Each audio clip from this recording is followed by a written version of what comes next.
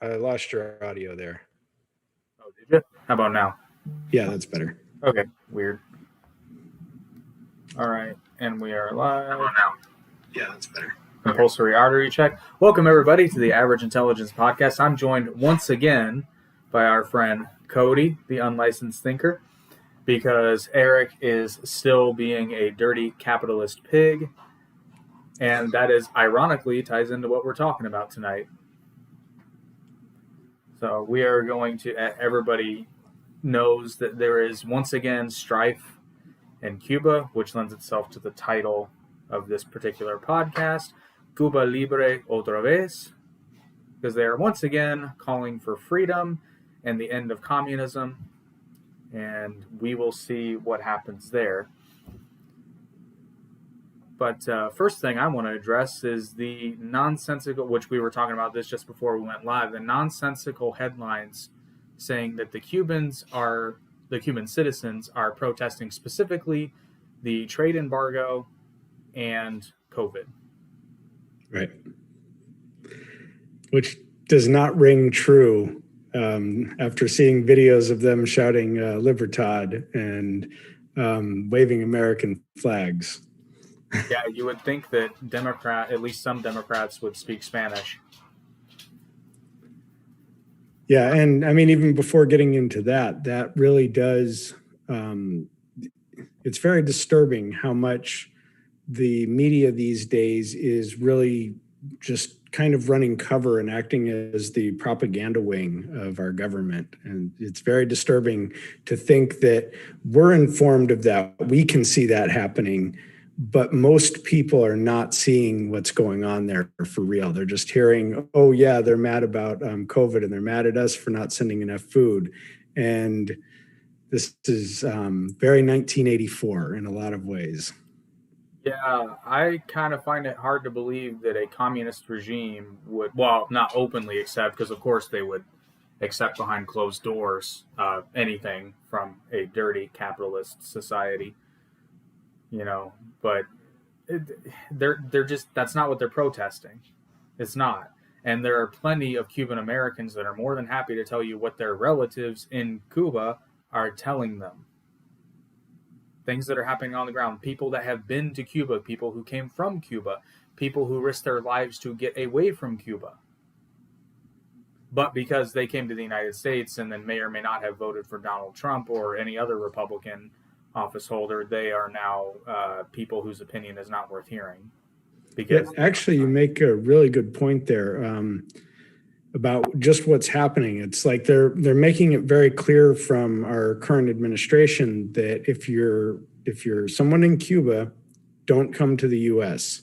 At the same time as they're opening up the Mexican border as much as possible.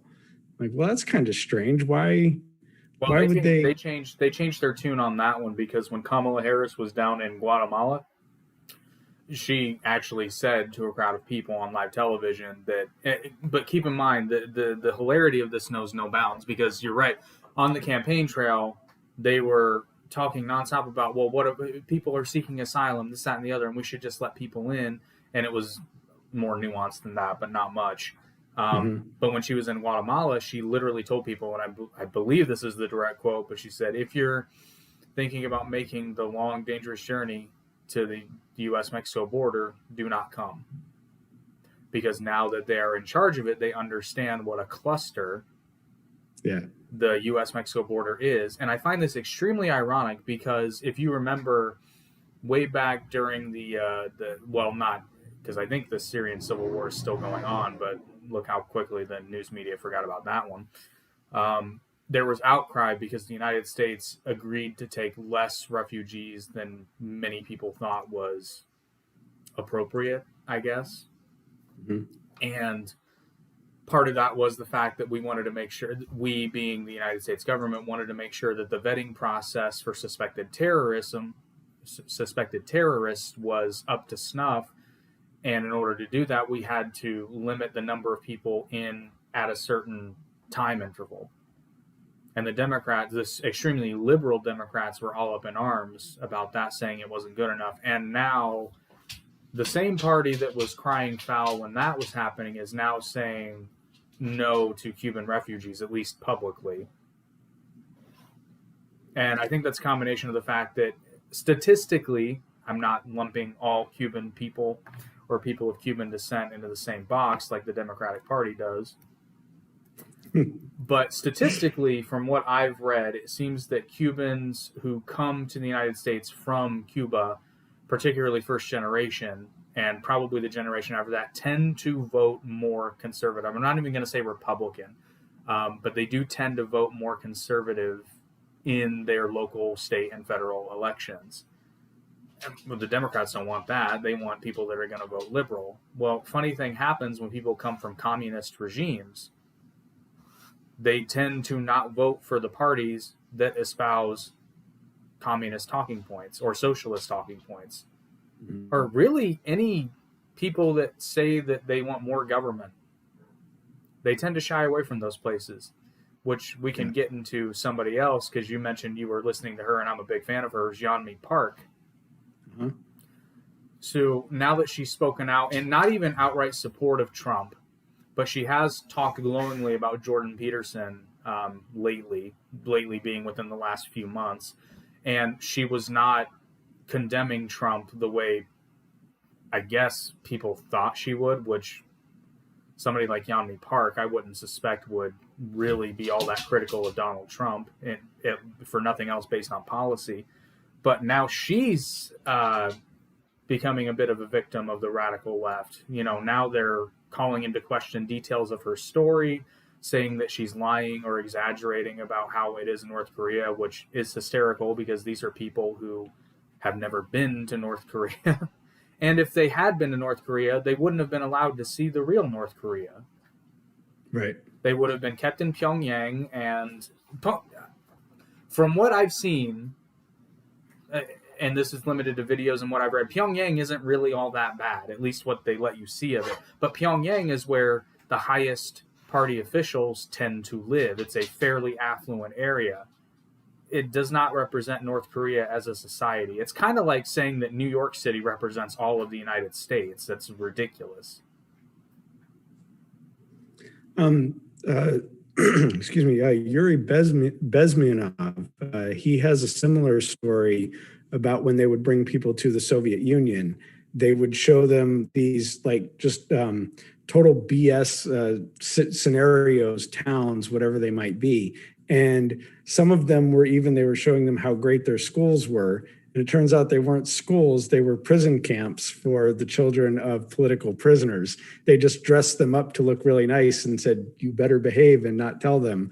And so that seems to be a common theme, that people are getting this wonderful view of communism, and look how happy everyone is, and look how well off they are. And that is completely not the true story. Not even close. And this whole ordeal really got me wondering, because I do try, sometimes it can come across, particularly if you only watch the podcast and you don't know me or converse with me outside of this, limited scope, it can really seem that I am like 100% like evil capitalist, like capitalism can do no wrong, representative democracy can do no wrong, and that communism is pure evil, which, that's true, but I can go into why. To me, that's not a hyperbolic talking point. I actually do believe that the essence of communism is evil, because even the crux of communism in and of itself is unjust, in my opinion. But I did really start to dig, because I didn't want to go into this discussion being like, yeah, communism's garbage, blah, blah, blah, blah. I wanted to actually see, maybe there is something to communism. I know that communism as it's been practiced thus far has not worked, but maybe pure communism has something to it. And I'll admit, I've not read the Communist Manifesto in its entirety, although I do plan to. But as far as tonight, I have not read it all, but I have a kind of like passing understanding of what Karl Marx was trying to get at and who he was. And I'm going to bring this up again, bring up one of my favorite terms, Sitzenleben, situation in life. So when you're talking about pure communism, or pure Marxism, I guess is a more appropriate term, but Marx called it communism, is you have to understand where the world was at when he wrote the Communist Manifesto. A lot of the world, particularly Europe, was still largely, at least to a certain extent, still under autocratic rule. And this includes Russia. This includes, I don't even know if Germany is a valid, I'm going to say Germany just for simplicity's sake, but I don't even know if that's really a valid classification, because the nation of Germany as we know it didn't really exist as we know it yet. France had just gone through, in very recent memory, an extremely violent and troublesome revolution, and then Napoleon happened. So while it may not have been considered a pure monarchy, there's no denying that Napoleon was an autocrat, if ever there was one. The United Kingdom was still a constitutional monarchy, but a monarchy nonetheless. And I believe, and this one I'm not sure of, I believe Spain was still a monarchy. I can't remember. I honestly can't remember. But most of Europe was autocratic, and then Russia had the Tsar, so definitely still autocratic. And I would probably make the case that pure unfettered capitalism outside of the United States really hadn't been done in a grand scale yet, because to a certain extent, particularly in Europe, all of the business still somewhat was dependent on the head of state to regulate, or in this case, probably soften. Now, there were capitalists and business owners and merchants, obviously, but again, that kind of pure unfettered capitalism where you could be born a pauper and through your own action, knowledge, and with a little bit of luck too, you could rise to become one of the richest men in the country, if not the world. I think that really only existed in the United States at the time, and that could just be my opinion, but the way I see it, Karl Marx was really more arguing against autocratic rule and a misunderstanding of what capitalism could be. There almost seems to be, in the way he describes capitalism, and by his own admission, capitalism has to happen before pure communism can happen because it's a logical step. He simply called for violent revolution to lead to the communist society. But I believe that call for violent revolution was more so kind of striking back against the autocrats more so than the capitalists, or at least that's what he was really going for. At least that's how I see it. Yeah, he certainly lived, excuse me, he certainly lived in a different time. And one of the big things is that there needs to be a revolution. I'm sorry, I'm having a hard time with my throat. 1 second. No, you're good. Yeah, that idea that there needs to be a revolution, that there needs to be blood, that you need to separate the people into this class and that class, which, by the way, we're seeing a lot of today. How many ways can we separate people? But it just seems to me that anything that you need to bring about or enforce via violence, such as a revolution, it may be something that's not a good idea. Like, revolutions have done wonderful things. I think we experienced that here in the US.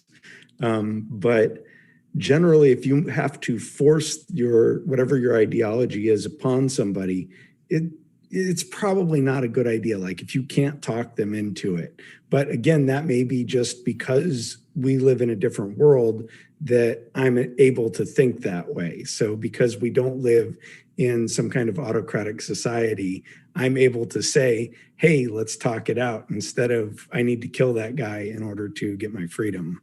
Right. And you bring up a point you bring up a very good point, but then at the same time, somebody had to think it up.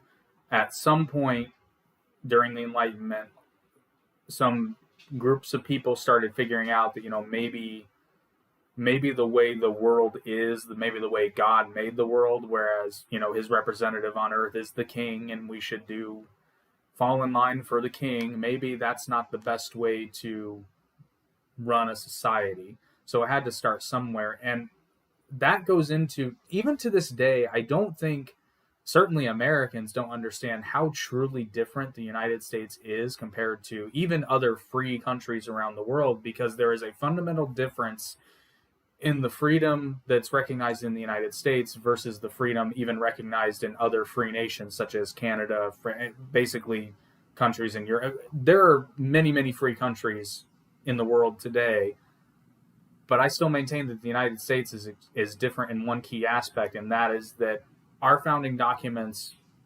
postulate and preach that the rights of man are not given to them by the state. They have these rights.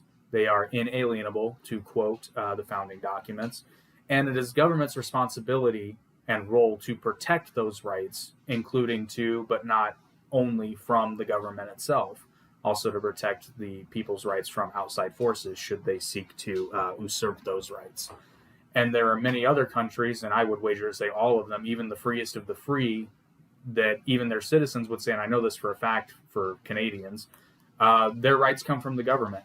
And when your rights and your resources come from the government can take them away. Right. In the United States, the government my recent video. Yeah, you were talking about the immune system. I mean, in the United States, at least as of right now, the government cannot take your rights away without due process. Meaning you have to commit a crime, be tried and convicted for any of your rights to be taken away. Mm-hmm. And even then, depending on the crime, that is temporary. Now, some of your rights stay taken away depending on the severity of the crime. But the point is your rights as an American cannot be unjustly taken away. And it's a very, very serious deal to have those rights taken away. And I think we take it for granted because we live here. We live it every day. And then plus the media doesn't talk that way anymore. You know, when COVID was coming out, there was a lot of talk of some people were, and I would say falsely, saying that being forced to wear a mask was a violation of their constitutional rights. And I mean, not really, but at least the conversation was being had. So that was one of the good things about COVID. Unfortunately, some of the people were wrong, but at least the conversation was being had. Everywhere else in the world, there seemed to be a lot less resistance to the idea of being forced to not go to work, to be forced to cover your face, to be forced to basically stay home. But it sure got militant in certain parts of the United States, which on the one hand, I was kind of happy about, because I was afraid that the entire country was just kind of going to fall in line.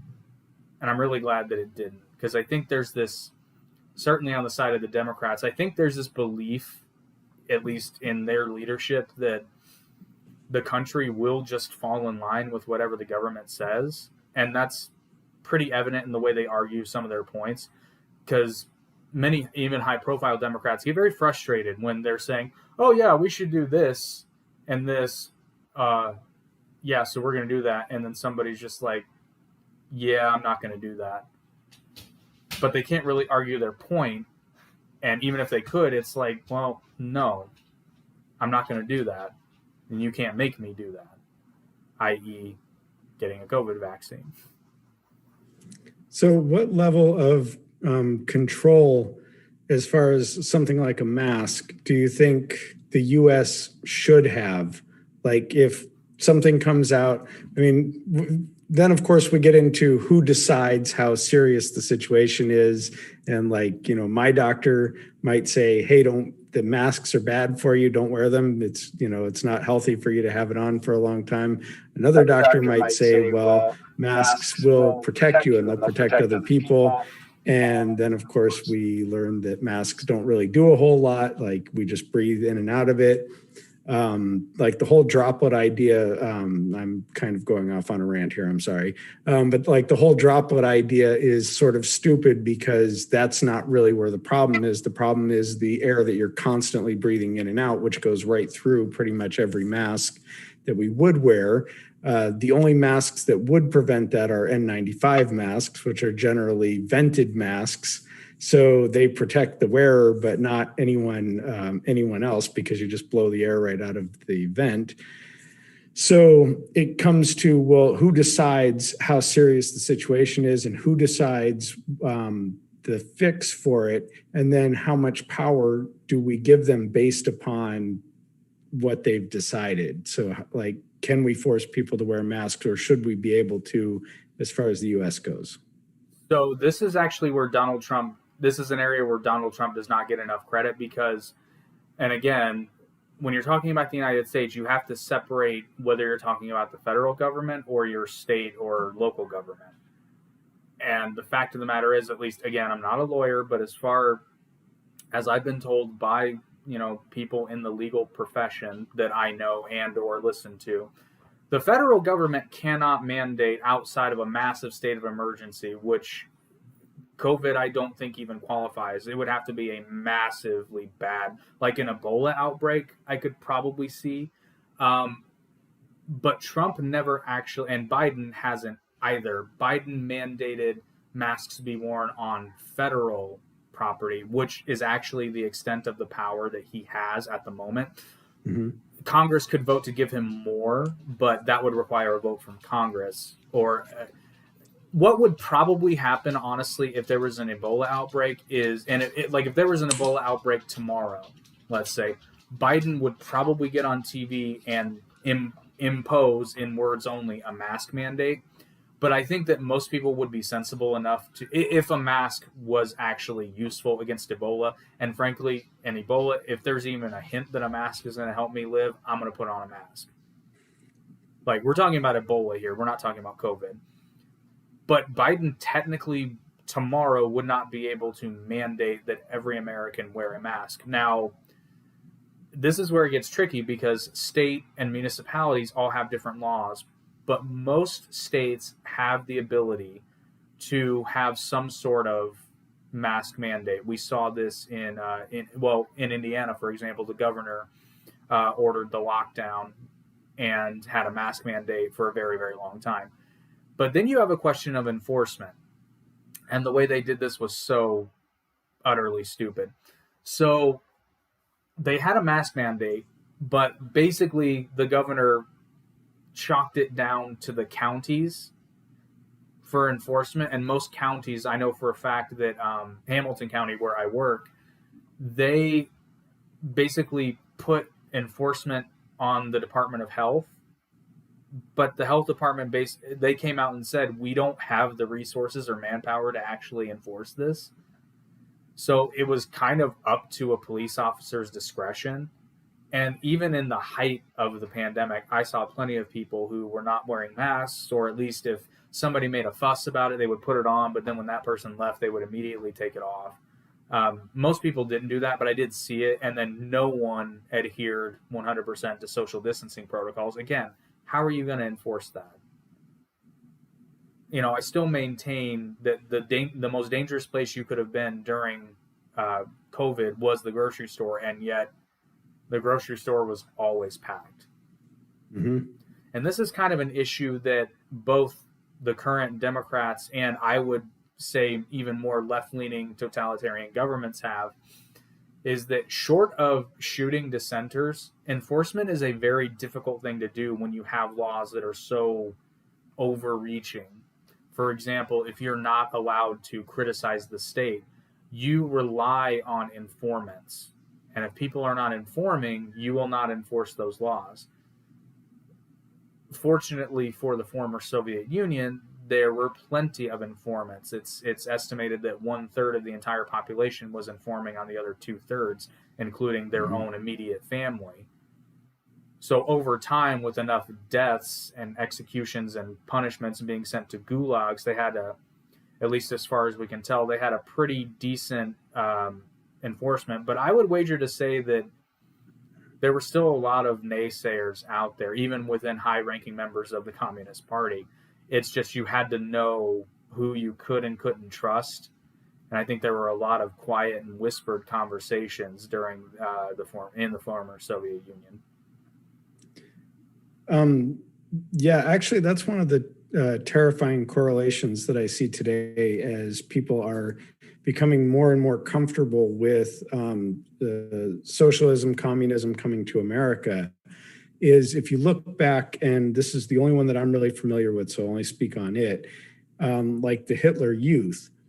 And I mean, the idea that they were taking the children and they were indoctrinating them in the schools, and we kind of see that going on today. Actually, COVID has done an amazing thing that we never would have, we never even would have noticed this outside of the schools, because the teachers were finding out that they were giving fake curriculums to the parents. Like, here's what we're teaching, but they're actually teaching something else. They're teaching whatever this ideology might be. I mean, in this case, it's like CRT and stuff like that, which does really go into the whole idea of Marxism and how do you separate people in as many possible ways. And so what COVID did is it exposed all of that. And that is really terrifying stuff, because in the Hitler Youth, or even just children in Germany at that time, were informing on their parents. They were going to school and saying, hey, my parents were doing this horrible thing. They're hiding this Jewish guy in the closet or whatever it might be.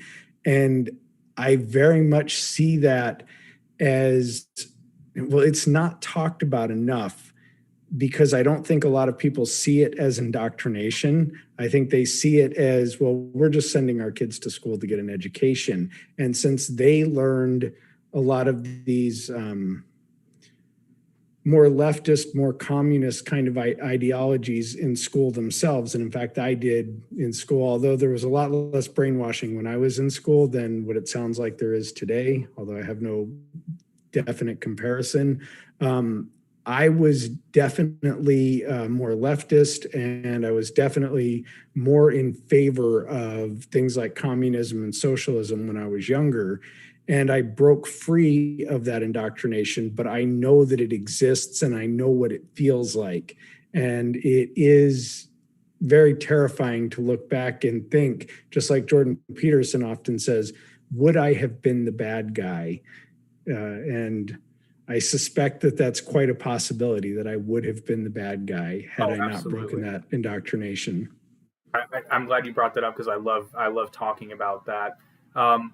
What Cody's referring to is kind of, Peterson refers to it as being a monster. Yeah. It's kind of a more defined look at Carl Jung's theory of the shadow. Now, Peterson takes it to a bit of a different place, because Jung's concept of the shadow is more about the individual, but Peterson builds on that and basically uses it as a tool to show you how an entire country can become basically the Nazis, and how easy that is when you kind of really look at it. And basically the premise is, and I believe this is the exercise he actually uses with his classes when he teaches it, although he's been on teaching hiatus since 2018, but he's still a professor at University of Toronto. I got into an argument with somebody a while back, and they were talking about how he was a failed academic, and I'm like, he didn't get fired, right? Like, hey, if that's failure, I'll take failure in my life any day. I would love to fail spectacularly the way Jordan Peterson did. But basically the premise is, you ask yourself, like, if I was in Germany, and obviously I looked German, like, if you weren't a minority and you were in Germany, you were part of the, let's say, 80 to 90%, would you have been a Nazi? Now, of course, today with our sensibilities, our first inclination is to be like, no, I would never. But again, and Jordan Peterson doesn't use this, but the light bulb in my head went off immediately. It's like, oh, well, here we go again. Sitzenleben. It hadn't happened before.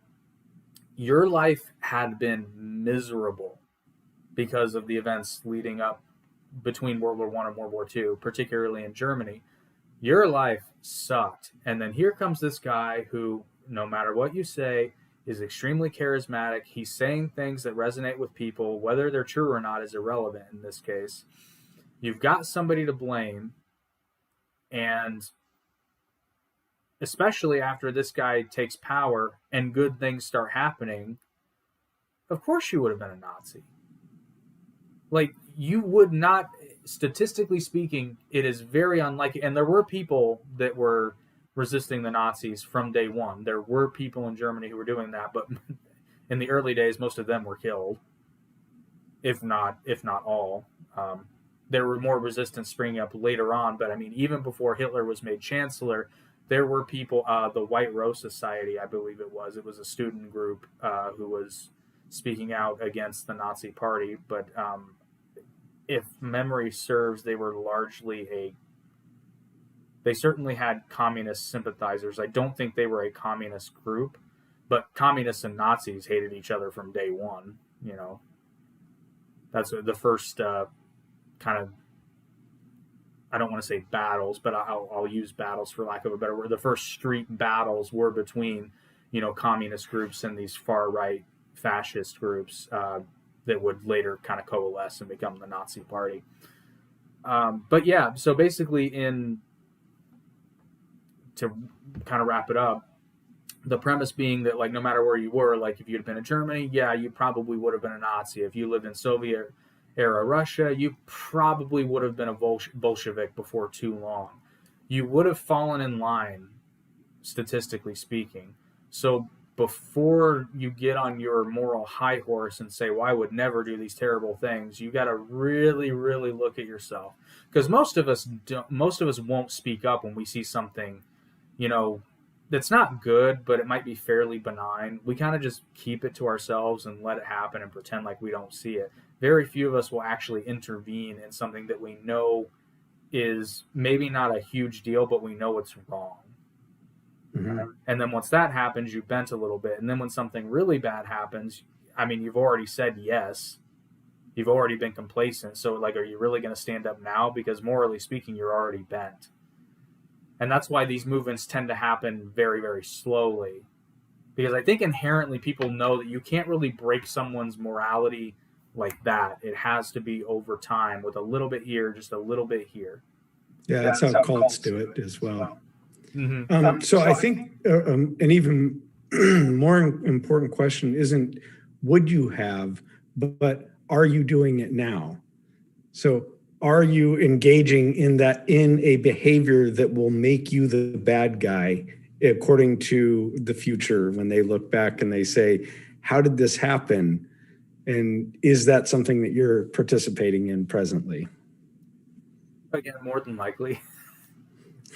We'd all like to think not. We'd all like to think we're these paragons of moral virtue that just want what's best for the rest of the world. But I submit to you an argument against moral communism, and that being, so I'll use the United States as an example, but you could apply this pretty much anywhere.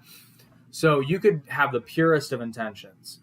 You want to make sure that no one is starving in the U.S., and it's very easy to see the allure of something like communism. Or actually, I'll do one better. It's a little bit more, I guess, prevalent today. You want to make sure that everyone has access to health care. Like, there is no reason, and this is a talking point, there is no reason why in the richest country in the world that anyone should die because they can't afford health care. And I agree with that sentiment. Honestly, I do. I don't think there is a valid reason why anyone should die because they cannot afford medicine or to see a doctor. Where I differ from most people is how we would go about changing that. So if you're arguing for communism, or even in this point, we'll talk about state-funded healthcare, we'll take a step back, not even full-blown communism, although it would be pretty much the same. So what we said earlier, if your rights come from the state, that means the state can take it away. That also means that the state can ration it. And we've actually seen this happen. And I apologize, I don't remember the name, but this happened in England. There was a baby, I believe his name was Charlie. I'm not even going to try to remember, but you can Google this. This actually happened, and it infuriated me to no end. So England has a healthcare system called the National Institute of Health, and basically it is a state-funded and state-run healthcare system.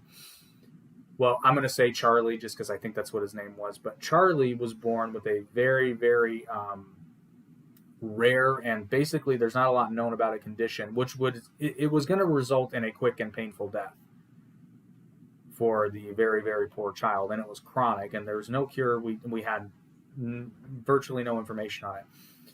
The NIH cut funding off for Charlie's care because they essentially they wanted to stop pouring resources into what they deemed was a lost cause because they could not, at this point, with medical knowledge, save his life. Well, the parents created a GoFundMe campaign and got, I believe, like well over $1 million and offered to pay, for his care. The NIH denied them. They literally told them, we are not going to expend more resources. So there were doctors in, I know, the United States and I believe Switzerland. I could be wrong on the detail there, but I'll just use the United States doctors. There were doctors in the United States that offered to provide care for Charlie. They just had to get him here. And the United Kingdom blocked their travel and would not let them leave the country to get care. And of course, Charlie died. Now, here's the thing. I'm not saying that he would have been saved had he come to America, but I mean, at least let him have a chance, I mean, we're talking about a baby, a literal baby. I think it was a year old and 3 months when he died, if I remember correctly. But again, I encourage you to look up the story. You can probably Google like UK baby denied healthcare or something. That'll probably come up. But the point is, the state said no. And because the state said no, the parents had no choice but to sit there and watch their child die, and they couldn't do a damn thing about it. Now, here in the United States, you can harp on our shitty healthcare system all you want, but here, if parents have a child with a chronic illness and they cannot afford it and they set up a GoFundMe and get $1 million, they can get that child into a hospital tomorrow, probably tonight. And there are many doctors that would be more than happy to take a look at that case. There are many doctors, and this is another thing the United States doesn't get enough credit for. There are tons of doctors here that would take that case pro bono to at least try. But the point is, it's the decision of the doctor or the hospital to take that case. It's not up to the government whether or not that child receives care. And that is one of the many reasons why I am opposed to a state-funded single-payer healthcare system in the U.S., because even if the benefits are largely good, if a case like that can happen, I am 100% opposed to it. And rationing is just a byproduct of a single-payer system. It's seen in Canada all the time. Rationing of care. Now, I will give this caveat. Rationing of medicine doesn't seem to be as big of a problem as it is here, particularly with insulin. But to say that insulin rationing does not happen is a lie, because you can find plenty of articles of it happening in Canada. It just doesn't happen as much as it does here. But again, here's the difference. Rationing in Canada is due to the government rationing the medicine. At least here, it's a choice that sucks, but it is in fact a choice. I mean, it's not much of a choice, I'll give you that. But again, I'd much rather have an unfortunate personal choice than I would have no choice of my own. The state has the choice. Mm-hmm. And so if you go to full-blown communism, I'm going to circle this back to Cuba now, because we didn't get off topic, but we got to talk about Cuba a little bit. It's in the title. If the government can do that with healthcare and medicine, and if you have a full-blown communist regime, they can do that with food. Mm-hmm. They can do it with medicine, 100%. They can do it with other resources. Like, let's say you're a farmer. You had to get your seed from the government. And let's just say the government, we're low on seeds, so we're just going to pick and choose who we give. What are you supposed to do? Like, you're basically state licensed to starve? Really? Although, I guess that's not really fair, because in the Soviet Union, you weren't allowed to eat any of your own crop. There were people that were caught picking seedlings off the ground after the crops had been taken, and that was a prison-level offense. Well, that's that's a pretty common thing there, because that happened in Mao's China, that happened in North Korea. I mean, that's a pretty standard thing, is the the government they own everything, so everything has to go through them, which is a very inefficient process, which is also why you see a lot of people dying when they could very easily grow food, save themselves, save their village. So it looks like a lot of times they don't have enough resources or money or whatever to feed their people, but they actually have plenty. It's a horribly inefficient system to take everything from somebody and then try to redistribute it. It just never works. You end up with not enough for the people who are actually doing the work. Well, and let's take that a step further and even look at it just from a thought experiment perspective. So let's say you have let's use Russia. It's a very big country. So let's say you're in Soviet Russia, and the system is literally the state comes and picks up all the crops from the farmers. It gets taken to a central location where it is then redistributed to the people. Or you could just have the farmers distribute their own crop, which is what would happen in a capitalist system. They choose who and for how much they want to sell their crop to, and the market makes sure that somebody's not going to have any unreasonable rates, because if they do, no one's going to buy from them because there are enough people producing to where there is not scarcity, and that drives prices down. Now, let's go back to Russia. Let's say that I'm just going to pick a random city. Let's say there's a grain storage place in Minsk, and let's say that it holds enough food to feed roughly a million people. And let's say there's a freak accident where that storage facility gets struck by a bolt of lightning and goes up in flames. So that food that was set aside to feed a million people, even in the most benevolent society, if it was going to happen, you now have a billion people who are not going to eat now, or at least are going to eat less because of a freak accident, all because the distribution channel was way too complicated. Not even going into the immoral part of the state owning everything, including what you make. Which, ironically enough, I thought in the Communist Manifesto, the individual owns his or her labor. Funny how that works. Yeah. Well, that's actually that is kind of an interesting point that you bring up there. But it's geographical redundancy. And so the more farmers that you have out there, but this is another argument that I've heard related to that is, if I'm a farmer and I don't get to keep anything that I grow, I have very little motivation to work hard to grow stuff. I'm just going to kind of half-ass it, and I'll throw a few seeds in the ground here and there, but I'm not really going to go out of my way to do a good job. Whereas in a capitalist system, I have all of this incentive to get the most out of my land, to be a good steward of my land, to make sure that next year's crops are going to be good, because I know that that's how I'm going to take care of my family. But if my family's going to die anyways, well, you guys are getting the middle finger. I'm going to do as little work as possible. Well, again, we'll even make that less sinister. So the difference between a capitalist and I want to get off farming because it's not. So let's use the example of a factory worker who works in a furniture factory that makes chairs. In a capitalist society, and the criticism of capitalism would say, well, this man is putting all this labor into this chair and he gets nothing out of it other than his pitiful slave wage, which let's not even go into that.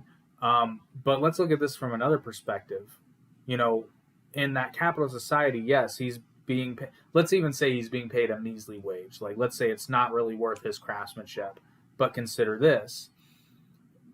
He also does not have to supply the materials, the location, the finishing, the tools, the risk to make all of these chairs. He's also not the only one making these chairs. So many, many, many chairs are being produced out of this one factory because of many, many, many workers.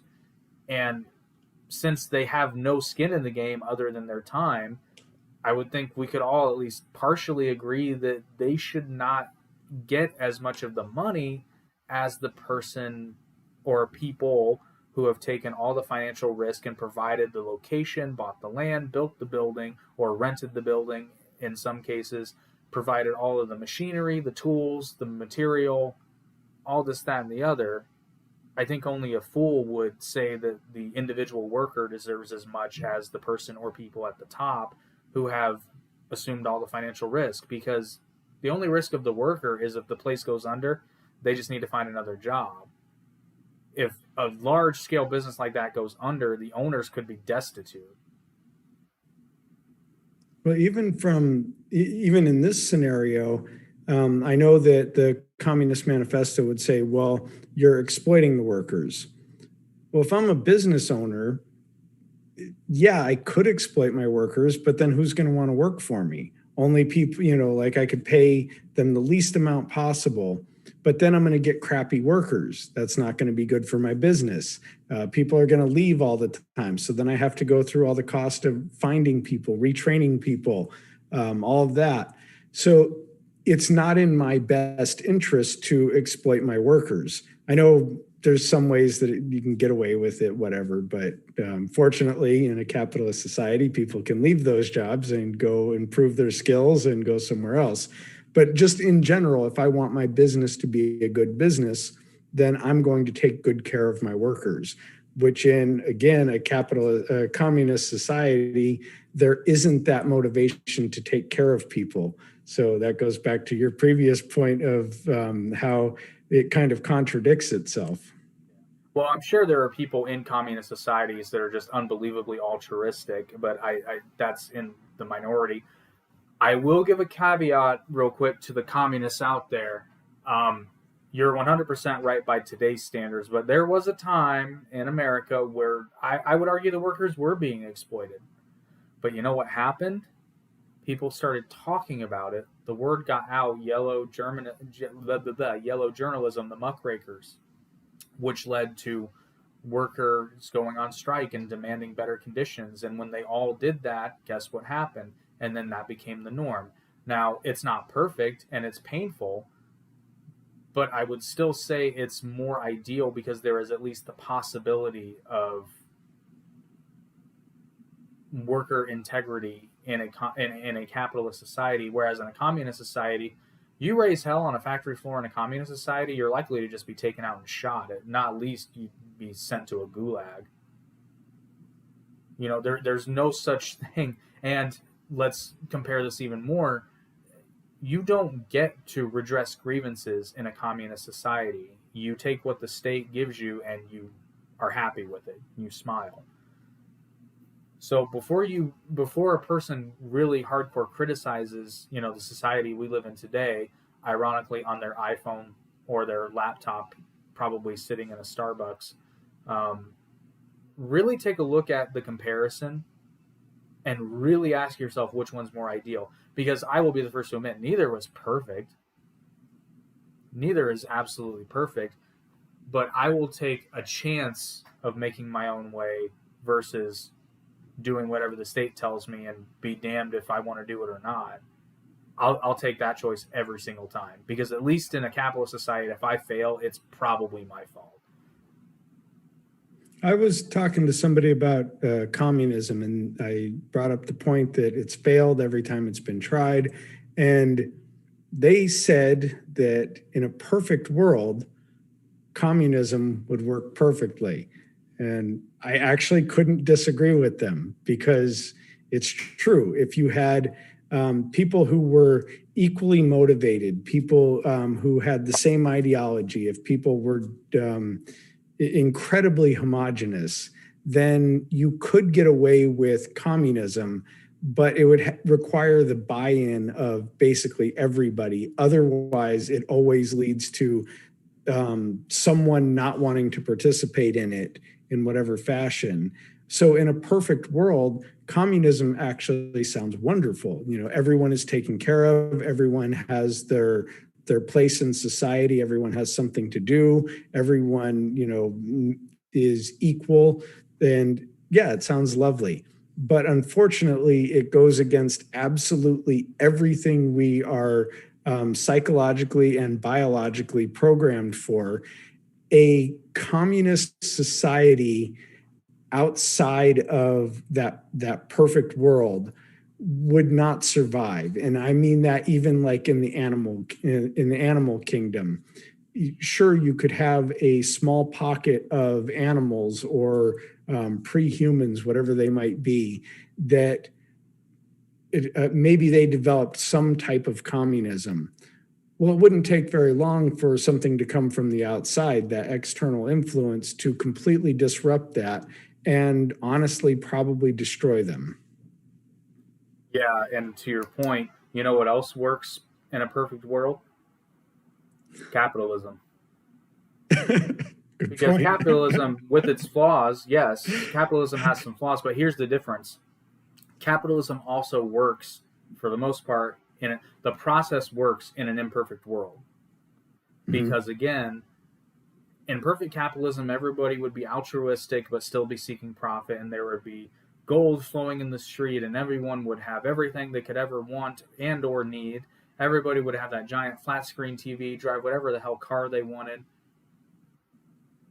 But the difference is the world isn't perfect, and like you've accurately pointed out, whenever communism is tried, it eventually fails. It might have a good run for a little while, at least on paper, but somebody's always suffering, guaranteed, because the first step in communism is to create a homogenous society, like you said. So you have to get rid of the outliers, and you certainly have to get rid of the former oppressors that you revolutionized against in the first place. So immediately at the start of communism, there is death in some way, shape, or form. But in the imperfect world that we live in, the fact of the matter is, no economic system has lifted more people out of poverty than capitalism. That's just a fact. Mhm. And it's an irrefutable, indisputable fact. There are tons of UN reports on this. Just look around you. Let's look at this specifically. So, when did the cell phone like get invented? Um, Roughly, like around the modern 1980. smartphone is 2007. I'm even talking about the first one, like the giant bricks. Like what, Oh, late 80s, 1985? I think. Yeah. Well, no, actually, it might go back even further than that, but with Let's say any let's say popularity, the 80s. let's say 1980, because it still works for the example and probably works a little bit better. So 1980 was roughly 40 years ago. In 40 years, we went from that phone that looks like a brick that probably works 10% of the time to this thing that some of you are watching this live broadcasting from in 40 years. Didn't happen in communism. It happened in a capitalist society. And it changed the world 100%. And most of the breakthroughs uh, came as a result of either necessity from war or from capitalist ventures. I mean, that's just a fact, because in peacetime, how many breakthroughs were there really that came out of communist countries? And hey, if you lived in one and you've got some info for me, feel free to share it. But I would make the case that capitalism just breeds that innovation because there's an incentive to do so, because it adheres to human nature to want to buy and own things. Yeah, and also, well, capitalism is a self-correcting system. So, as you brought up with the revolts of the workers, but also people are not equal. There are people that I am smarter than, and there are people that I am less intelligent than. And there are people with greater physical ability than me and lesser physical ability than me. So, what do we do about that? Like a communist system doesn't really account for that. It tries to, but what are you going to do? Cut the heads off of all the grain that grows too tall? Like, how do you handle that situation in communism because it that is another imperfection that's added to the system that makes it an imperfect system, an imperfect world. So how do you account for that in communism, even if you want to give it the benefit of the doubt? Right. It's a flaw. It's inherently flawed from the beginning because, like you said, and then here's the other part of that, tying back into the monster, because we were talking about Nazis. Well, and I believe Jordan Peterson said this to some extent, in some way, shape, or form, when he was talking about communism, particularly the former Soviet Union. is what exactly makes you think that you would be so, you know, righteous and pure that if you were put in charge of the lives of everyone in an entire country, that you wouldn't almost immediately turn into a power hungry maniac? Because let's really look at this. So I'm gonna dog on men real quick because we're probably, I'll be honest, we'd probably be corrupted the fastest. Um, so you take an average. Let's take an average man. Let's say he's 40. He's put in charge of an entire country where he can literally do whatever he wants. How how long do you think it's going to take him to institute prima nocta? Oh, yeah. Which isn't a historically real thing, but I mean, could be. You know, how long is it going to take for him to make sure that he gets his, you know, very expensive crab imported in from the coast? Make sure that takes precedence over the grain for everybody else, because that happens. Um, Anybody who says, "Hey, man, your mustache looks funny. You should really shave that thing." How long is it going to take for that egomaniac? Because again, it's unchecked, and he doesn't have to learn how to swallow his pride, because he can just have somebody killed for saying that his mustache looks goofy. Or how long is it going to take for him to make an advance to a woman that he finds attractive and she's not interested, and has the guts to tell him no? You think that's going to work out well for her in that kind of a society? You know, it's only a matter of time, and it's not going to take very long. I think we can see that. Well, how long does it take for any of us to become evil? So, um, we might say, like with the healthcare example, so we want healthcare for everyone. That's a kindness, a loving thing that we want for everyone.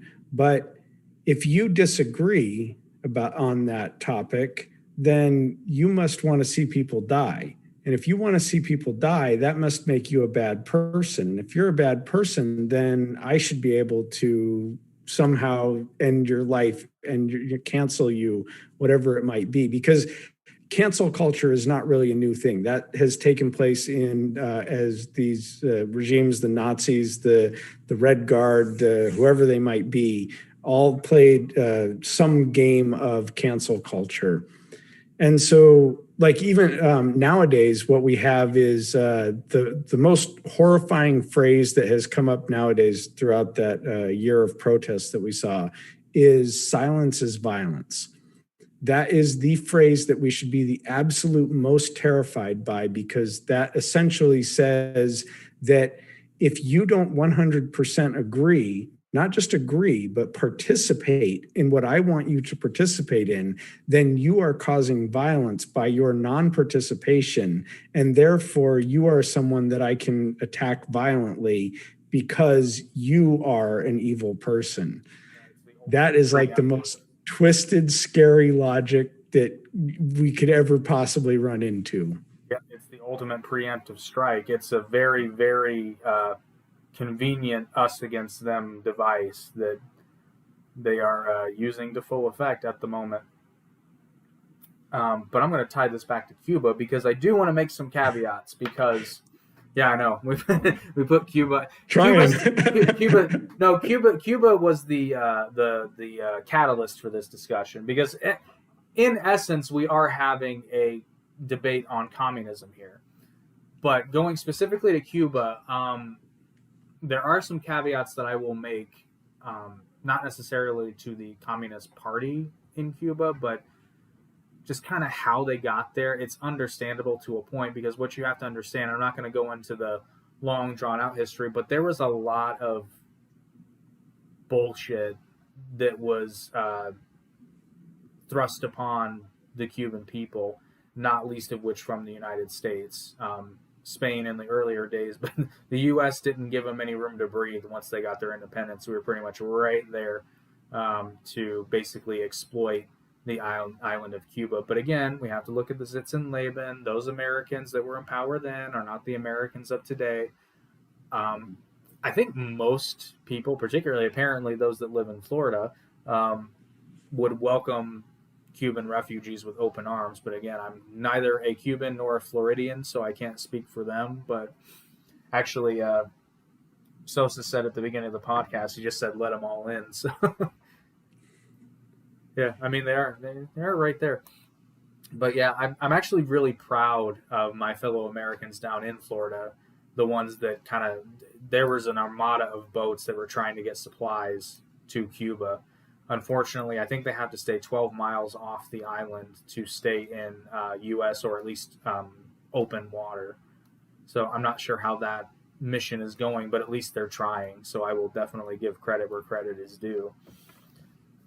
So I guess kind of actually, sorry, before you continue, that's something really important is communism forces generosity from people.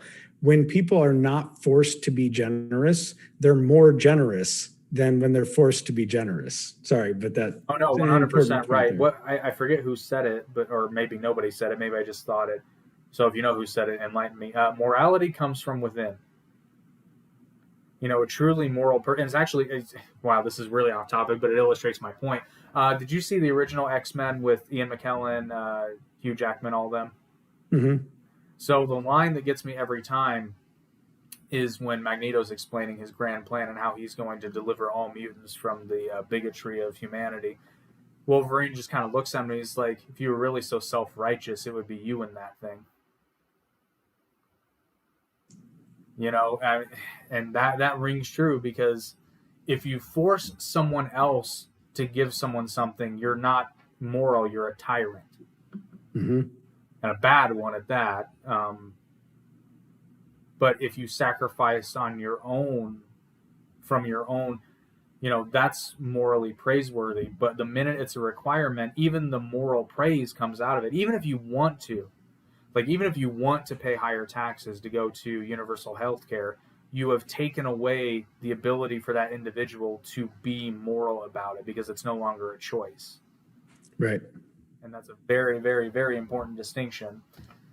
It all comes down to choice, and the Cuban people do not have it, unfortunately, at this time. So, in your opinion, do you think this might actually breed some change, or do you think it's going to go back to status quo?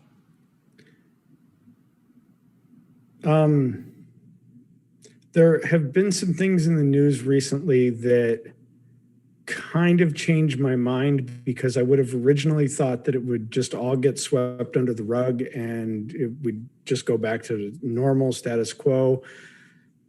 But Biden and Psaki were both forced to admonish communism publicly. And they took some time doing it. They were very reluctant to do it, but they both did it. And I don't know how much the media is really going to show that. Like, if we're only seeing that looking at independent or right-wing media.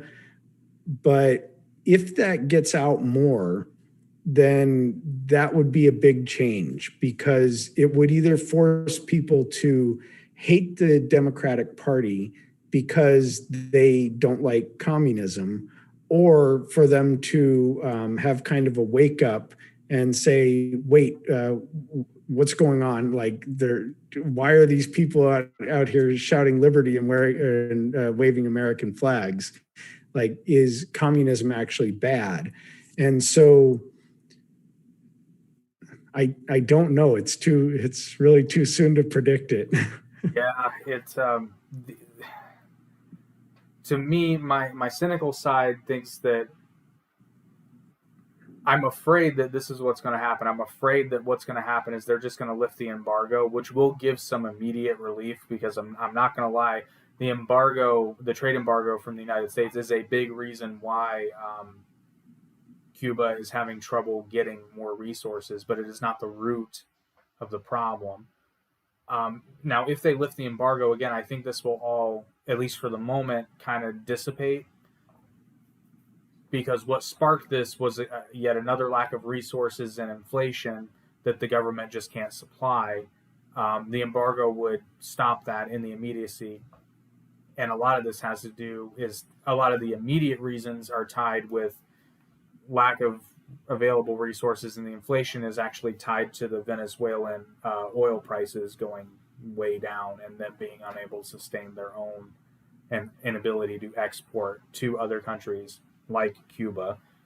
It's all a bunch of little problems, but at the root of all of them is because they are communist. Because in a capitalist society, people can adapt. People can move to a different industry. People can change. People can lower prices. People can even form cooperatives and kind of share the burden. That's happened before in history too, but that requires freedom of choice. And right now, there is no freedom of choice.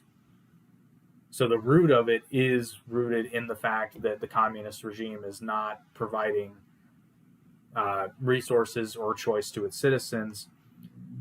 And this is a really hard call, because on the one hand, there is a human cost to keeping the embargo. So I can see why, and I wouldn't necessarily say it's a bad decision if the Biden administration were to lift the embargo. I actually think from a humanitarian perspective, that would be a good thing. The only unfortunate side effect of that would be, I think, that the communist regime would be able to recover and be able to actually say, look what we did for you. We got the United States to lift the embargo. Isn't communism great? And then Cuba goes through another 50 years or so before something else causes, unrest. And then we go through the same song and dance all over again. Yeah, if a child doesn't have consequences for their actions, they remain a child.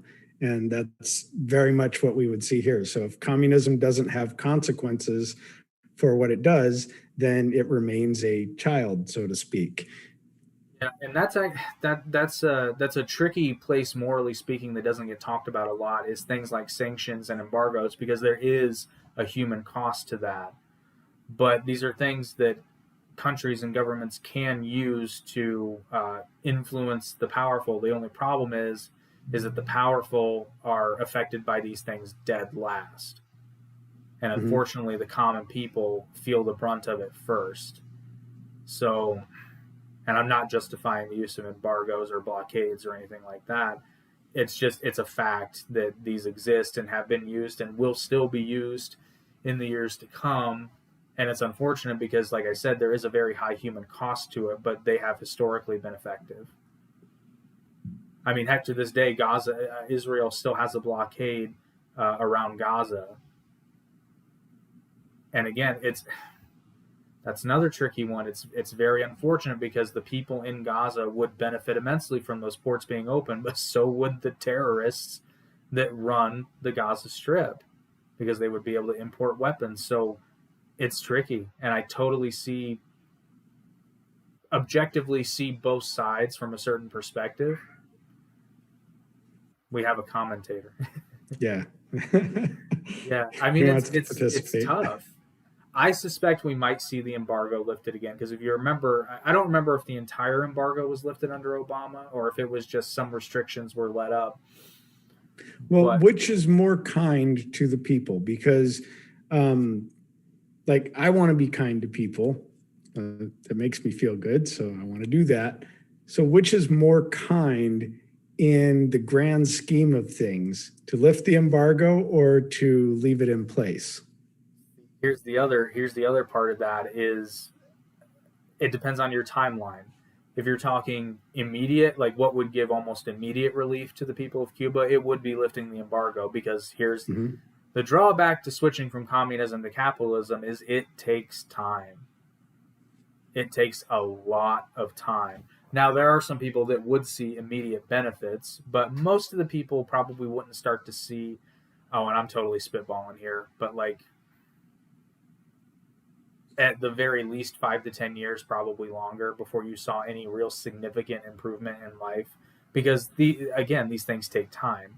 And you also have to kind of, if people have grown up and their parents grew up and their grandparents grew up in a regime or in a society where the rules were different, they have to adjust to the new rules. Now, all of a sudden, you actually have to get up and go to work if you want food on the table. And as silly as it sounds to us, they may or may not, because a lot of these people are used to being told where to be and when, and that's all they have to do to get their food. But to actually have to show up and produce, and that is what your pay is based on, it's going to take some time to adjust for sure. Now, I think long term, as a society, they would be better off, but in the immediate, it would actually be quite painful. So it kind of depends. Do you want to give immediate relief?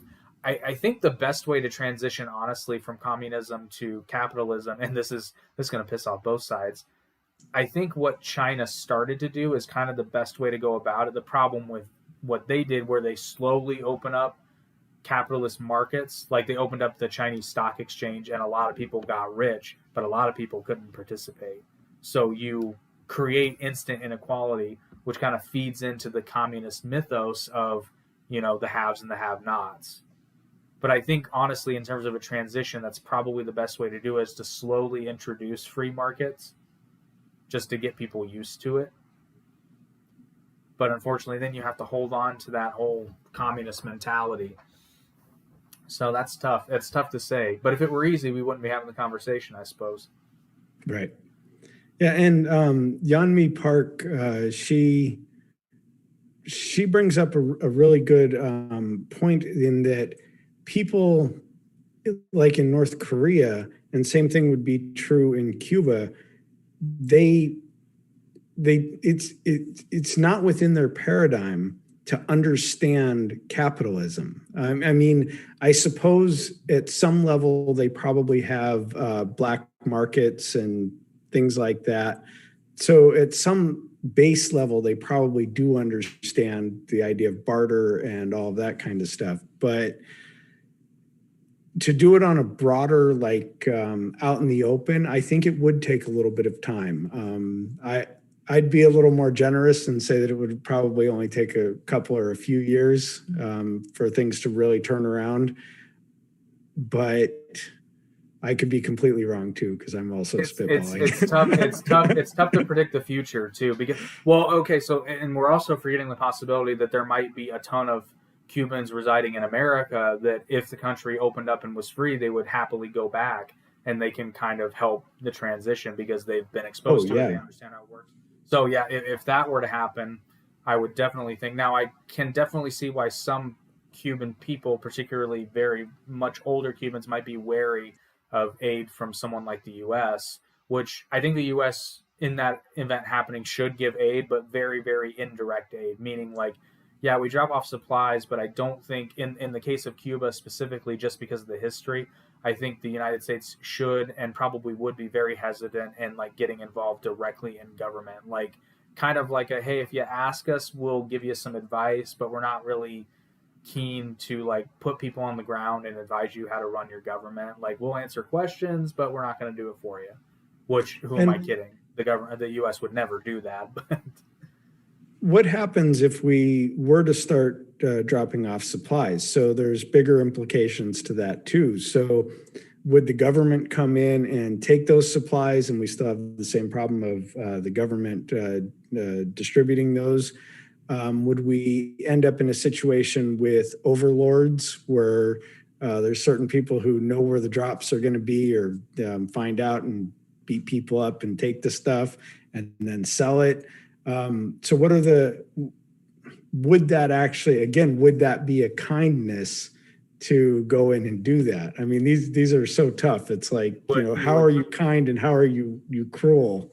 Yeah. Well, and again, with every kind action, there's usually some unintended consequences, but we actually know the answer to the question you just asked, or at least one possible, and it happened in Puerto Rico, a U.S. territory, and the supplies for hurricane relief were dropped off and were either taken and then sold or distributed under questionable means, or they were just not distributed and sat on the tarmac for, I believe, 3 months for some shipments. Like, and Puerto Rico is not that big. You would think distribution on an island the size of Puerto Rico would be fairly easy. But of course, you had rampant corruption, and this all came out and was somehow still blamed on Donald Trump.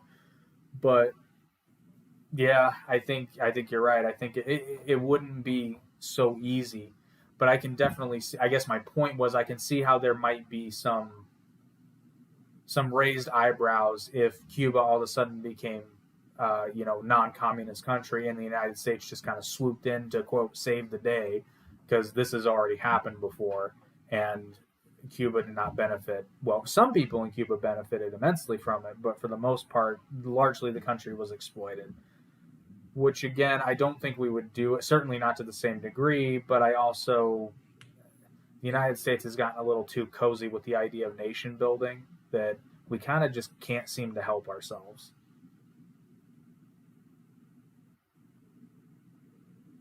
Yeah, that's that whole nation building thing is it's another one of those traps. It's like you're going to have an unintended consequence. And to always simplify this, and I guess to get myself to think along those lines more when I think about kindness, I think about feeding the squirrels in, like in the backyard.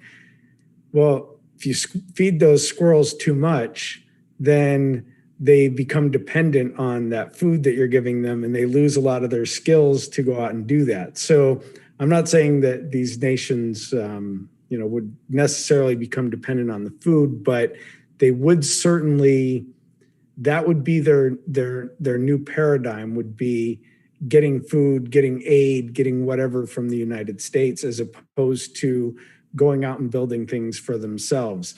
And so that puts them not in a free position, but just under the control or under the thumb of a new government. Right, and it's so tricky. It's really hard. I'd almost actually, no, I'm not going to go into that, because I was going to say what I would almost like to see is, I'm not going to go into that. I'll be called a colonizer if I go into that. I can share it with you via text message later, but yeah, I'm not gonna go into that. Oh, well, that's okay. I will save you, and I will say that I honestly believe that for long-term purposes, the best form of government is a monarchy. Oh no. And I believe that because the monarch, number one, doesn't want to die, but number two, wants to be a good steward of what they're going to pass along to their children. And so long term, a monarchy ends up being the best. It's kind of like there's a lot of couples that will decide that either the man or the woman will have if there's a disagreement, that they're the one who get to settle it with whatever their opinion is. And a monarchy would very much be like that. So it would avoid a lot of conflict. Oh. Look up how Tsar Nicholas II ran the country and tell me if you still think monarchy's the way to go. I am not familiar with that, and I know that it has some potential problems, but I think for the most part, a king or a queen would want to not be a jerk. Well, but it goes kind of into like in a perfect world, because in a perfect world, there's a reason why we have the archetype of the wise king, the wise benevolent king. There's a reason, but we also have the archetype of the mad king, the corrupt king, the evil king. Mm-hmm. So I'd say you're at a 50-50 split on that one. But again, the problem with monarchy is the lack of choice. Now, if a monarchy willingly gives up their power, are they really still a monarchy, though? And there was a very long time throughout history when the idea of a monarchy, or of a monarch, was the best option. It seemed to be the most logical choice, that one person, and Plato would agree with you. Now, Plato wasn't necessarily keen on one person, although I doubt he would be opposed to one philosopher king, but he certainly saw the perceived benefit of there being an elite class of people who were above the baser wants and needs of, I guess the proletariat, for lack of a better word, which, I mean, I guess you could classify that as bourgeoisie versus the proletariat. The difference in Plato's example is that the bourgeoisie in this case they were above. One of his requirements was they would be required to live in sparse public housing. But again, how long is that really going to last when the ruling elites can basically enact whatever laws they want. Now all of a sudden, instead of public housing, every member of the ruling class gets his own mansion villa, and it is required for the peasants to wait on them hand and foot. Like, it's only a matter of time before that happens. Mm-hmm. Potentially, yeah. I mean, it all depends on, it depends on the person, I suppose. Yeah, because there are some who would look further into the future and say, if I treat these people poorly, they're going to come and break down the doors to my castle one day and kill me. But I don't want to go too far off into that. One thing that I am curious about is the mentality of people who can watch what's happening in Cuba or Venezuela or any of these historical takeovers of communism or problems with communism and can still believe that it's a good idea.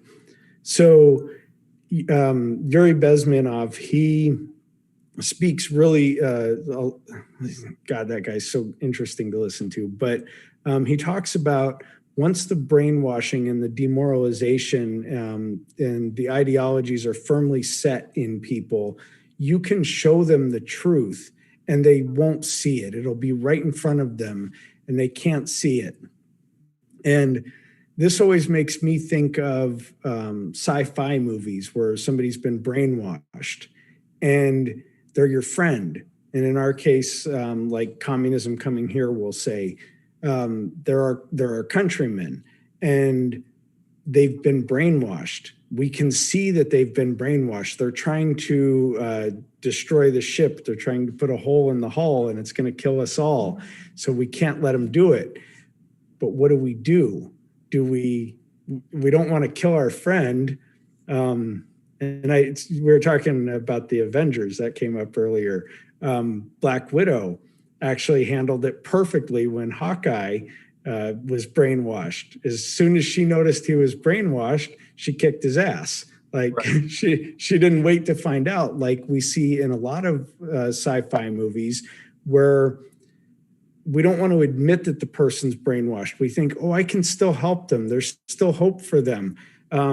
Maybe I can just talk to them. Maybe I can bring them back to my side. Maybe they're not, they got to still be in there somewhere. And that, I think, is the feeling that a lot of us have watching people support the idea of implementing communism. So how do we react to those people, and how or can we really on a grander scale break that brainwashing that they have? So, wow, I'm really glad you phrased that way, because I can totally bring nerd into this and still illustrate a pretty good point quite well. So you talked about brainwashing, but what happens when the character or person in question actually comes to believe this of their own volition? And I will use the example of Anakin Skywalker in Revenge of the Sith, because he was not brainwashed, but what happened to him. And this is why that postmodernist notion of basically all of reality being subjective to a certain extent is actually pretty dangerous. Because let's look at Anakin as an example. You know, he was raised in the Jedi Order since he was young, not as young as he should have been, because he didn't get the full indoctrination, which you know, that's another point. So Anakin was able to think for himself. So particularly by his own perception, he came to this of his own volition. He came to this conclusion himself. We know as the viewer, because the viewer is omniscient, that this was all manipulated by the soon-to-be Emperor Palpatine. But for Anakin's perception, he came to this conclusion. He saw the world had become corrupt, and even those that he loved and cared for had turned their backs on the truth and thus had to be eliminated. That is why that subjective reality is so dangerous. And unfortunately, that is part and parcel of the modern kind of leftist mentality. Postmodernism is at the root of that. And that's why it's dangerous, because everyone can, in fact, live their truth. And I hate that phrase, because one of my favorite philosophers, Averroes, I think I'm pronouncing his name right, Averroes, however you want to pronounce it, his kind of mantra was, two truths cannot contradict one another. And that flies in the face of postmodernism, but that's how you can have people say things to the effect of, like, well, I don't want to bring transgenderism into this, but I can't think of another option. That's how you can have somebody that was born a certain sex say that they are not that sex. And that's how you can have people who, I will admit, are in the minority, but you have, I saw a video, I think it was 2 weeks ago, you have a transgender couple, so a transgender man and a transgender woman, where the transgender woman is trying to breastfeed their newborn baby that the transgender man delivered and did not even know that they were pregnant. And they are expressing disappointment because the baby is latching, but they are not lactating. This is lunacy. This is not real. This is not, but that perception of truth has become so ingrained in the movement and the ideology that you literally have a person who is ignoring human biology, or hell, mammalian biology, which is, I'm going to go on, at least millions of years old, at least 60 million years old. Mm-hmm. And all of a sudden, just because they believe something, that the biology is no longer true. The fact of the matter is that biologically born males, by and large, there might be a freak of nature out there somewhere, but that's the exception, not the rule, do not have milk glands and therefore cannot lactate. It is not possible. So too, bringing this back to Anakin, because we got off on a bit of a tangent there. I'll go off on another tangent talking about Cuba.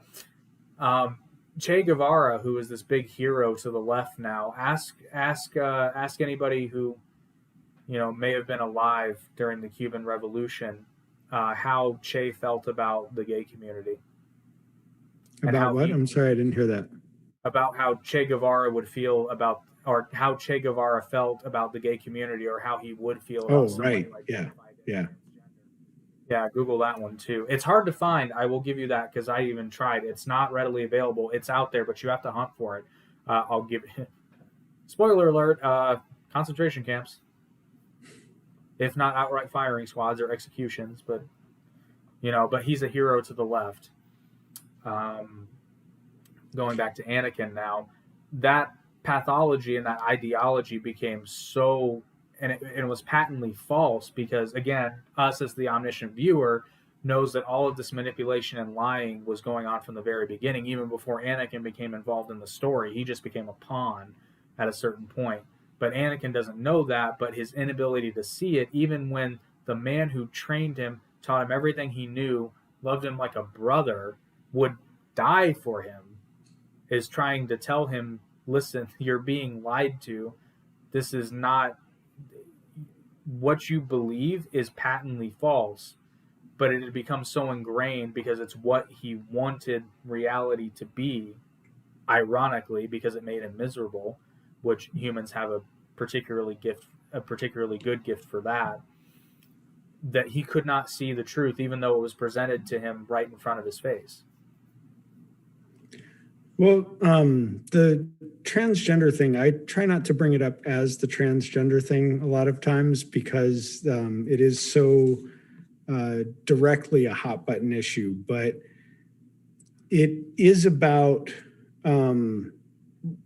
people reinforcing, and this is all about postmodernism. It's reinforcing somebody's reality for them in order to believe that you're being kind to them. And so I think that, well, okay, so the example I like to use is, say you come across someone who has a knife and they're cutting bugs out of their skin. They're sure that there's bugs in there, and so they're cutting them out. And there's a few things that you can do when you encounter this person. And what we're doing nowadays is we're walking up to them and we're saying, hey, man, you missed one. Like, that's what we're doing to people nowadays. So this objective reality is being completely lost, and instead this subjective reality is being reinforced to people, which is really dangerous, because when we think about things as habit, so when I get in the habit of believing insane things, it's easier for me to believe another insane thing. And that's no comment on the transgender community. That's just saying how this progresses. And so a lot of times we can end up with, I see somebody cutting bugs out of their skin, and I decide, well, that's their reality. So maybe the best thing that I can do for them is really help reinforce the reality by joining in the reality. So now I start cutting bugs out of my skin. And then you come along and you're like, well, there's two guys doing this. Maybe I have bugs in my skin too. Maybe I need to cut them out as well. And so it not only causes you to do it more habitually and to find other things to do it with, but it also brings other people in. And you have more and more people believing crazy things. And the more cognitive dissonance we have, the unhappier and more angry we are in our lives. And that's exactly what you're talking about with the not believing, or trying to believe two things at once that counter each other. That's cognitive dissonance. And so looking at the people who are the least happy and have the most mental problems in our society, they tend to be on the political left, and they tend to be people who would support things like communism and this subjective reality. Right. And I'll take that a step further and kind of not contradict you, but kind of add to it. And this is why it's really scary. So I'll use your example, the man cutting bugs out of his skin. And this is fans of Karl Popper are going to love this. It would also be wrong to assume right out of the gate that this man is not, in fact, cutting bugs out of his skin. As an individual, you are completely ignorant. There's a bug that actually exists, chiggers. I don't know if they call them that down in Texas, but it is just a tiny little bug that gets embedded in your skin, and it is agonizing. I wouldn't recommend cutting them out, but I mean, there's a precedent in reality. So if you come across this man, and you're almost wrong in either case if you just believe them out of context, or if you say that they're crazy out of context. Because let's say hypothetically that he's in fact not crazy, and that there are tiny bugs in his arm or whatever that he's trying to cut them out. Now, the reason that's scary is because this can become a pathology in either way, because you can either, it all depends on whether or not the bugs are real and society's reaction to them. Now, again, in a perfect world, what we should do is we take that case and we say, okay, we're going to get this gentleman to a hospital. We're going to get him stabilized, and then we're going to do some digging. We're going to investigate. We're not going to say whether or not up front that there are or aren't bugs. We're going to figure it out. If we find bugs, great. Now we know more and we can move forward with the process. Or if we don't find any bugs, then we can kind of start going down the path of maybe this gentleman is mentally ill, or we can try to figure out what's going on. The problem is that requires time, and it requires being of a calmer mindset and not reactionary. And that's hard. That's very difficult, but that's also why we have people out here who believe that holding onto a rock will give you increased cognitive ability or athletic ability. You know, it's easy to believe in a quick fix, or like you said, what is going on with the crowd. And even worse, I would say today, if you find that man cutting bugs out of his arm and you're the 1 out of 100 that's like, maybe this dude's crazy, I mean, you're probably going to get killed in that instance, because you're like, he's not helping cut out the bugs. He wants us all to die. Well, yeah, that's also bringing up, well, this is a one-off case. So there is a very slim chance that you could potentially have bugs crawling in your skin. So therefore, and this is where we get to affirmative care that doctors are doing nowadays, if someone says they have bugs in their skin, we must believe that they have bugs in their skin, and that's the only possible explanation. Yeah, and frankly, I don't want a doctor that goes along with what I say, because if I go in with a headache and I say, "Oh yeah, I just have a migraine," I don't want him to be like, "Okay, here's some migraine medication." I want him to be like, "Well, let's run some tests," and he's going to find, uh, lo and behold, he might find an aneurysm in my frontal lobe and save my life. That's the doctor I want. I want the doctor that looks me in the eye and says, you also might be fucking crazy. Right. And that, yeah, going back to the brainwashing part of this and how people get brainwashed, and it's so hard to get them out of it and to bring them back into any kind of reality. Is Black Widow behaving properly in that scenario by saying, this guy's messed up. I don't care if he's my best friend. I'm going to beat the crap out of him. That depends on your perspective, because on the one, and this would be my moral stance too, like in her mind, it's completely justified, because she's like, okay, now I know there's something wrong with him. He's obviously being controlled. I am going to do him a service, because he's probably being made to do things that he would not want to do or wouldn't do if he was not being controlled. So in one way, it's an act of kindness. And of course, she's not killing him. She's incapacitating him, so he can no longer do those things until they can get him under control. But she's still kicking her friend in the head. And maybe by some freak accident, she kicks him in the head and breaks his neck. These are all risks that we take. Yeah.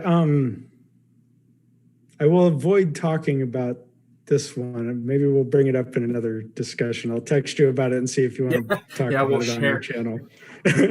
So I'll save that one. But there are some more things just like that, where it's like, by just believing that people are the way they are, or the way they say they are we actually doing them a kindness, or are we reinforcing a problem? So I'll bring that up with you later.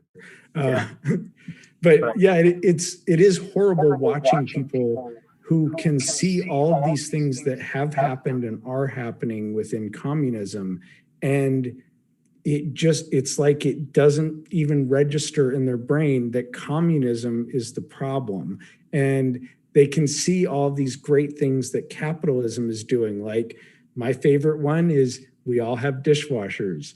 Even poor people have this amazing device that does this work for them. What a luxury. And so that rising tide, it raises all the ships, and they can see that happening around the world. But at the same time, they'll say capitalism is evil. And it's like, you just want to beat the crap out of them and incapacitate them, so to speak, and try to bring them back to reality and say, hey, we're your friends here. We're all Americans, and we all want the same thing. We can all be friends, instead of the separation that Marxism does, and trying to tear us all apart, so that we're ripe for something like communism. Right. And then I'll even take it to a more pessimistic view, is like, at best we're all friends, and at worst, I really don't care how you wash your dishes. Go nuts. Whether you use a dishwasher by hand. And I guess I'll kind of bring this to a close with another sci-fi example about the difference between individual prerogative and basically the chain of command forcing someone to do something. The chain of events is the same. The only difference in this example is the motivation for doing so. Are you a Star Trek fan by chance? Yes. Okay, so you've seen The Wrath of Khan. Mm-hmm. Okay, so at the end, things in the ear. Yeah. At the end of The Wrath of Khan, though, the Enterprise is getting ready to blow up. Or I don't remember the details, but Spock has to go down and basically fix the problem. But in doing so, he exposes himself to lethal doses of radiation. And so not only is it a guaranteed death sentence, but he's guaranteed to die alone. Now, Spock's axiom in this example is the needs of the many outweigh the needs of the few or the one, which is just pure utilitarianism. Mm-hmm. Now, same exact situation, except Spock comes up with a way to fix the problem, and Kirk turns to him and says, "Okay, Spock, go do it." That's an order. The exact same course of action, the only difference is someone orders Spock to do it. That is now a murder. Yep. It kind of encapsulates the difference between, I'm going to say, a communist government and a democratic, free society. Not even just that doesn't really have much to do with capitalism or economics, but the axiom is still true. But who gets to make the call? And that's why I'm much more of a fan of Kantian morality rather than pure utilitarianism. And to be fair, I think even utilitarians would agree that there are some instances where that philosophy doesn't or shouldn't apply, i.e., the trolley problem. Mm-hmm. So yeah, Cuba. I hope you get free. I really do. I think that would be a wonderful, wonderful thing. I'm a fan of freedom all around the world. Yep. North Korea too. Yeah, they're a very scary one there in North Korea. That is about the most extreme example I think we could possibly imagine. I think they have managed to exceed all of our expectations. Yeah, from what I understand, though, they're kind of on borrowed time. Thankfully, that regime's going to go down kicking and screaming, and I shudder to think of what consequences the people of North Korea will have to endure. I foresee mass starvation in their future, even more so than now. And those of you that are interested that haven't heard of Yeonmi Park, you should definitely check her out. She's a North Korean defector. Quite literally escaped on foot twice, I might add. Not from North Korea, but she crossed the North Korean border into China, was sold into slavery, and I believe it was 3 years later she crossed the Gobi Desert on foot with a group of people into Mongolia, and then was finally free. So I believe that was let's not gloss over that part where she was sold into slavery in China. Most definitely not. Which is a huge thing that like China is getting away with so much, and that is also terrifying that that we're putting restrictions on a little tiny country like Cuba, and we're letting China do whatever the hell they want. Well, that is terrifying. Here's the truly awful part about that is, so this actually does tie into the evil of communism, although China had the one child policy for a very long time. And then they kind of figured out that if everybody only has boys, it kind of stops the whole procreating thing. So China has a shortage of women. I believe the ratio is somewhere around 50-1, which is ridiculous. And I would like to point out that under Chinese law, slavery is illegal. However, they're obviously looking the other way because it is, and I saw the numbers, and I mean, it's just ungodly from North Korea alone, let alone what's probably coming in from Eastern Europe and, less scrupulous areas. So yeah, for those of you in the United States that are complaining about quote unquote slave wages, there is actual slavery still going on, and it's much more prevalent than you think it is. Yeah, that is. I had a whole bunch of clothes with a Nike logo on them that I will not be wearing anymore. I'll be getting rid of those. Well, Yeonmi Park actually says that the Chinese Communist Party is not the sole blame, but one of the primary reasons that caused the slavery trade in China, because they created the problem, which is why women are just trafficked at unbelievable levels into China to be sold as basically wives for the men that can't just numerically find a wife. And they created that problem that created that black market. And now not only did they create it, but they're actually looking the other way because they know they screwed up.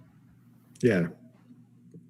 So ironically, they're letting a capitalist process, which is abhorrent and is not indicative of capitalism, I would argue, but they're letting basically a market force solve a problem created by a communist regime, and completely looking the other way.